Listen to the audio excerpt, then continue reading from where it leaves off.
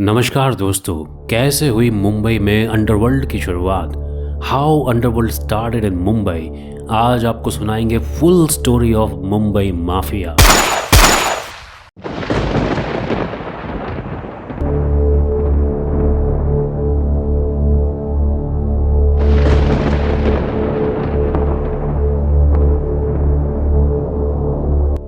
हमेशा से ही सपनों की नगरी के नाम से फेमस महानगरी मुंबई साल 1995 से पहले बम्बई के नाम से जानी जाती थी।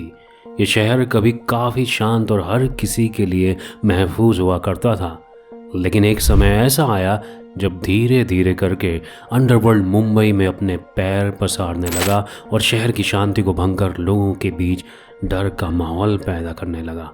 ये बात है 1950 की, जब महाराष्ट्र सरकार ने राज्य में शराब पर बंदिश लगाने का काम किया था। सरकार ने तो लोगों की भलाई के लिए शराबबंदी की थी, लेकिन इसी शराबबंदी ने शराब की तस्करी को बढ़ावा दिया और माफियाओं को शहर में पनपने का मौका। ऐसे में शहर के छोटे मोटे नेता, भाईगिरी और दादागिरी करने के शौकीन लोगों ने मौके का फ़ायदा उठाते हुए फटाफट दारू की भट्टियां लगा डाली और गैर कानूनी धंधे को अंजाम देने वाले लोग अपना वर्चस्व जमाने लगे। ये तस्करी छोटे लेवल से लेकर बड़े लेवल तक होने लगी। कहीं ना कहीं पुलिस भी इसमें इन्वॉल्व रही। जानकारी होने के बावजूद दारू की भट्टियां जोरों शोरों से चल रही थी। मुंबई में शराब के अलावा इलेक्ट्रॉनिक सामानों जैसे महंगी घड़ियां और ज्वेलरी इत्यादि की भी स्मगलिंग होती थी, क्योंकि ये सारे सामान इंडिया में नहीं बनते थे। इन सब चीज़ों को विदेश से लीगल तरीके से मंगाने पर बहुत ज़्यादा पैसा लगता था। इन सब चीज़ों की वजह से स्मगलिंग को बहुत ज़्यादा बढ़ावा मिला। इन सब की तस्करी जब बड़े पैमाने पर पहुंची तो दुश्मनी भी पैदा हुई। हर तस्कर अपना वर्चस्व जमाने में लग गया और इस तरह से बम्बई में पनपने लगी थी भाईगिरी और माफियागिरी।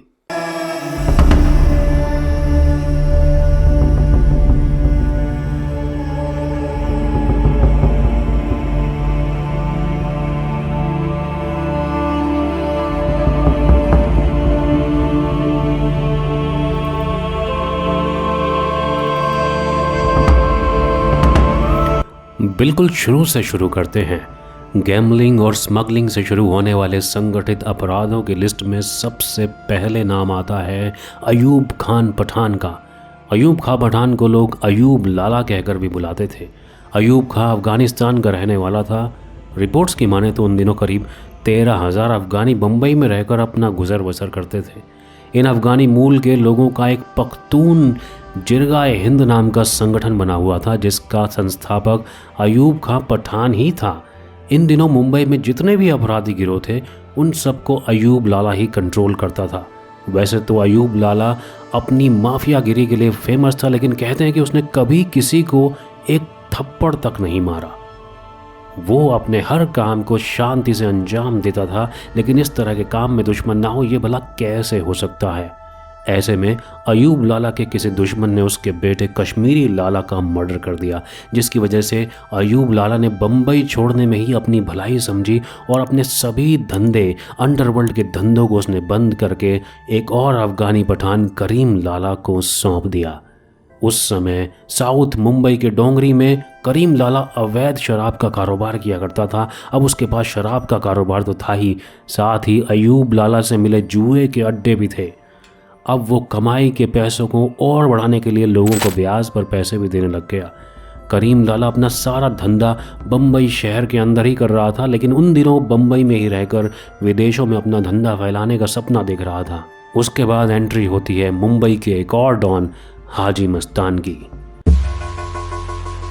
हाजी मस्तान ने 1956 में गुजरात के कुख्यात स्मगलर सुकूर नारायण बखिया से मुलाकात की और उसके साथ मिलकर विदेशों से इलेक्ट्रॉनिक सामानों की स्मगलिंग करने लगा, जिससे उसे खूब मुनाफा होने लगा। दोनों ने मिलकर कुछ क्षेत्र आपस में बांट लिए। दमन बंदरगाह बखिया का इलाका था तो बम्बई बंदरगाह हाजी मस्तान का इलाका बन गया। ऐसे में दुबई से आने वाला तस्करी का सामान दमन में उतरता था तो अदन से आने वाला सामान बम्बई में उतरता था। बखिया के सामान की देखरेख मस्तान ही किया करता था। हाजी मस्तान दिमाग का बहुत तेज़ था। वो अपने धंधे को बहुत ही स्मार्ट तरीके से हैंडल करता था, जिसकी वजह से लोगों के ऊपर वो अपना दबदबा बनाने में कामयाब होता गया। बता दें कि हाजी मस्तान ही वो शख्स है जिसके जीवन पर अमिताभ बच्चन स्टारर फिल्म दीवार का कैरेक्टर गढ़ा गया था। वो मर्सिडीज चलाता था और हमेशा सफ़ेद रंग के कपड़े पहना करता था। मस्तान तमिल से बिलोंग करता था और 1934 में वो मुंबई आया था। मुंबई के अंडरवर्ल्ड पर लिखी गई मशहूर किताब Dongri to Dubai 6 decades of the Mumbai mafia के लेखक एस हुसैन जैदी ने लिखा है कि मुंबई में अपनी धाक जमाने और बादशाहत कायम करने के लिए हाजी मस्तान को किसी मसल पावर की ज़रूरत थी। इसलिए हाजी मस्तान ने वरदराजन मुदलियार और करीम लाला से दोस्ती कर ली और तीनों ने आपस में अपने अपने हिस्से और काम बांट लिए। बता दें कि वरदराजन मुदलियार कभी मुंबई के विक्टोरिया टर्मिनल में कुली का काम किया करता था, जो आगे चलकर मुंबई का बहुत बड़ा डॉन बन गया। वरदराजन मुदलियार और उसका गैंग हर वो क्रिमिनल एक्टिविटी में इन्वॉल्व था जिसमें करीम लाला का पठान गैंग भी शामिल था, जैसे किडनैपिंग, एक्सटॉर्शन, कॉन्ट्रैक्ट किलिंग, अवैध जुए का अड्डा और दूसरों की ज़मीन को ज़बरदस्ती हथियाने जैसे काम। तो वहीं अवैध शराब के धंधे पर वरदराजन मुदलियार ने पूरी तरह से पकड़ बना रखी थी। 70 का दशक आते आते दक्षिण और पश्चिम मुंबई में हाजी मस्तान, सेंट्रल मुंबई में वरदराजन मुदलियार और करीम लाला का गठजोड़, इस तरह ये तीनों अंडरवर्ल्ड गैंग अपने अपने धंधे को फैलाने लगे और शुरुआत हुई ऑर्गेनाइज्ड क्राइम की। अब मुंबई अंडरवर्ल्ड में एंट्री होने वाली थी एक बहुत ही खतरनाक अंडरवर्ल्ड डॉन की, जिसका नाम था दाऊद इब्राहिम कास्कर।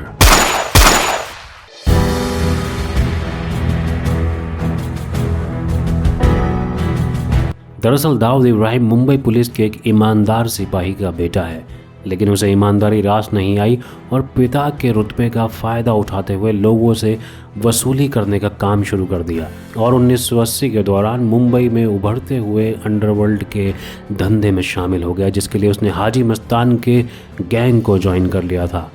लेकिन कुछ समय बाद ही हाजी मस्तान से दाऊद की दुश्मनी हो गई और दाऊद इब्राहिम अपने कुछ साथियों के साथ मस्तान के गैंग से अलग हो गया।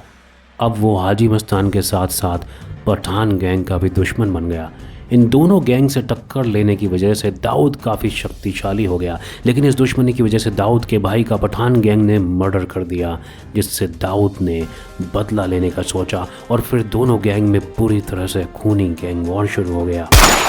हाजी मस्तान गैंग के ज़्यादातर सदस्यों को दाऊद इब्राहिम ने मरवा दिया, जिसके बाद हाजी मस्तान ने पॉलिटिक्स ज्वाइन कर ली तो दाऊद इब्राहिम अंडरवर्ल्ड डॉन और मुंबई का बेताज बादशाह बन गया।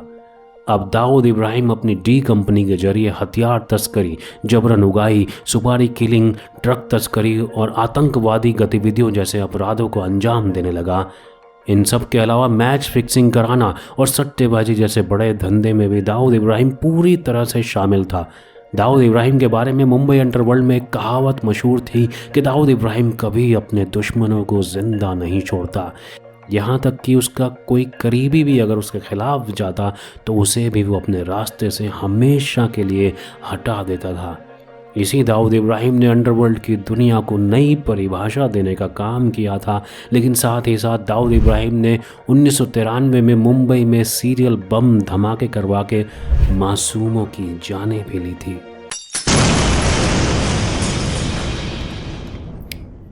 दाऊद इब्राहिम के अलावा छोटा राजन ने भी मुंबई को दहलाने में कोई कसर नहीं छोड़ी। उसका नाम अपराध की दुनिया में सबसे पहले खबरों में तब आया था जब उसने क्रिकेट स्टेडियम में गैंगस्टर अब्दुल कुंजू का मर्डर कर दिया था। दरअसल उसी अब्दुल कुंजू ने बड़ा राजन की हत्या की थी। छोटा राजन के सर पर बड़ा राजन का ही हाथ था। जब दाऊद को छोटा राजन के कारनामों की जानकारी हुई तो उसे अपने गैंग में शामिल कर लिया, जो आगे चलकर दाऊद का राइट हैंड बन गया। वहीं मुंबई के अपराध की दुनिया में छोटा शकील का नाम भी तेजी से उभर रहा था। कुछ समय बाद छोटा शकील भी दाऊद की गैंग में शामिल हो गया और दाऊद इब्राहिम का काफ़ी करीबी बन गया, जिसकी वजह से छोटा राजन को बड़ी ठेस पहुंची और 1993 में मुंबई में हुए सीरियल बम धमाके के बाद छोटा राजन दाऊद इब्राहिम से अलग हो गया। और इसी दुश्मनी को फिल्म कंपनी में विवेक ओबरॉय और अजय देवगन के बीच दिखाया गया है। कुछ सालों के बाद गैंग वॉर के डर की वजह से छोटा राजन इंडिया छोड़कर मलेशिया चला गया, जहां इंडोनेशिया पुलिस ने उसे गिरफ्तार कर लिया और भारत को सौंप दिया। तो वहीं छोटा शकील भी मुंबई सीरियल ब्लास्ट के बाद भागकर पाकिस्तान चला गया। मुंबई का किंग बनने का सपना लिए कई लोग इस गुनाह की दुनिया में आते गए, जिनमें दाऊद इब्राहिम के अलावा इकबाल मिर्ची, रामा नायक, मान्या सुरवे, अरुण गवली, अबू सलेम और माया डोलस जैसे गैंगस्टर अपनी अपनी छाप इस सपनों की नगरी मुंबई पर छोड़ते चले गए और मुंबई अंडरवर्ल्ड के धंधे को आगे बढ़ाते चले गए। अब धीरे धीरे करके मुंबई पूरी तरह से अंडरवर्ल्ड की चपेट में आ गया और बिजनेसमैन से लेकर बॉलीवुड नगरी तक अंडरवर्ल्ड अपनी पैठ जमाने लगा। अब आए दिन मुंबई में गैंग वॉर होने लगे और शहर में दहशत का माहौल फैलता चला गया। बहुत सारे लोग, नए नए नौजवान लोग अंडरवर्ल्ड के डॉन्स को अपना हीरो समझने लगे थे। लेकिन मुंबई में कुछ और भी हीरो कानून के अंदर रहकर ही कानून के पुराने तरीके तोड़कर एक नया अध्याय लिखने वाले थे। ये थे मुंबई के एनकाउंटर स्पेशलिस्ट, यानी पुलिस की वर्दी में वो ऑफिसर्स जिनका कानूनी प्रक्रिया से भरोसा उठ गया था। उन्हें लगता था कि अंडरवर्ल्ड डॉन्स, अंडरवर्ल्ड माफियाओं को पकड़कर जेल में डालने से कोई फ़ायदा नहीं। वो इन सब लोगों को जेल में डालेंगे और उनके ऊपर बैठे प्रभावशाली लोग उन्हें छुड़ा कर ले जाएंगे। इसी मुसीबत से निपटने के लिए उन्होंने एक रास्ता निकाला, ऑन द स्पॉट न्याय, यानी एनकाउंटर। यानी मुंबई अंडरवर्ल्ड जो दहशत फैलाने के लिए एक दूसरे को बंदूक से ठोकते थे, अभी उन्हें भी ठोकने वाले पैदा हो गए थे। एक वक्त पर पुलिस कमिश्नर आर.डी. त्यागी ने पुलिस फोर्स को अनलिमिटेड पावर्स दे दी कि वो अब अपने तरीके से अंडरवर्ल्ड से निपटे, जिसकी एक खास वजह थी।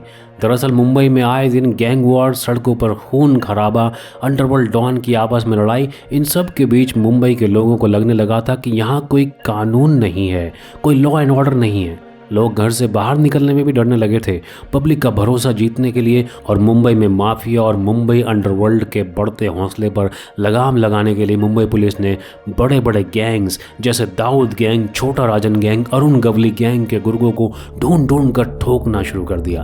एक वक्त पर मुंबई की आम जनता भी इन एनकाउंटर्स को सही समझने लगी थी और वो भी इस पूरे दौर को सेलिब्रेट करने लगी थी, क्योंकि उन्हें अब इस बात का भरोसा हो रहा था कि मुंबई से अंडरवर्ल्ड खत्म हो रहा है। इन सारे एनकाउंटर्स के बीच कुछ पुलिस ऑफिसर्स के नाम भी सामने उभर कर आए। दया नायक, एनकाउंटर्स लगभग 83।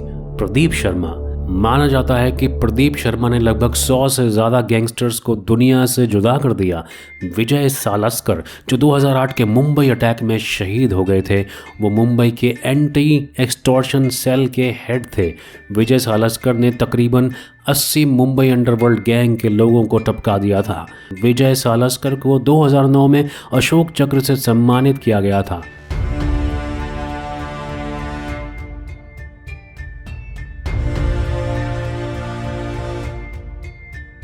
छोटा राजन और दाऊद इब्राहिम के काफ़ी इंपॉर्टेंट लोगों का एनकाउंटर करने में एक और पुलिस ऑफिसर का नाम सामने आया, सचिन वाजे। इन्होंने भी लगभग 63 एनकाउंटर किए थे। रविंद्रनाथ आंग्रे, इन्होंने अमर नायक गैंग के काफ़ी लोगों को एनकाउंटर्स में मार गिराया था। इनके अलावा भी काफ़ी पुलिस ऑफिसर्स थे जिन्होंने मुंबई अंडरवर्ल्ड के बहुत लोगों को मार गिराया। लेकिन एक वक्त ऐसा आ गया था जब कुछ ऑफिसर्स एनकाउंटर्स के नंबर को ज़बरदस्ती बढ़ाना चाहते थे ताकि वो न्यूज़पेपर और मीडिया में आकर फेमस हो सके, और कहीं ना कहीं कुछ पुलिस ऑफिसर्स पर जबरन उगाही और अपनी पावर्स के गलत इस्तेमाल करने को लेकर भी इल्ज़ाम लगते रहे और कार्रवाई होती रही। ए खान, जिन्होंने ATS यानी एंटी टेररिस्ट स्क्वाड बनाया, उनको भी लगने लगा था कि पुलिस को अनलिमिटेड पावर देना सही नहीं है और उन्होंने वॉलंटरली रिटायरमेंट ले लिया। ए खान एक जांबाज पुलिस ऑफिसर्स के तौर पर जाने जाते थे। ATS लॉस एंजलिस के एक पुलिस डिपार्टमेंट की टीम स्वैट यानी स्पेशल वेपन्स एंड टैक्टिक्स से इंस्पायर्ड था। Shoot out at Lokhandwala operation को ए खान ने ही लीड किया था।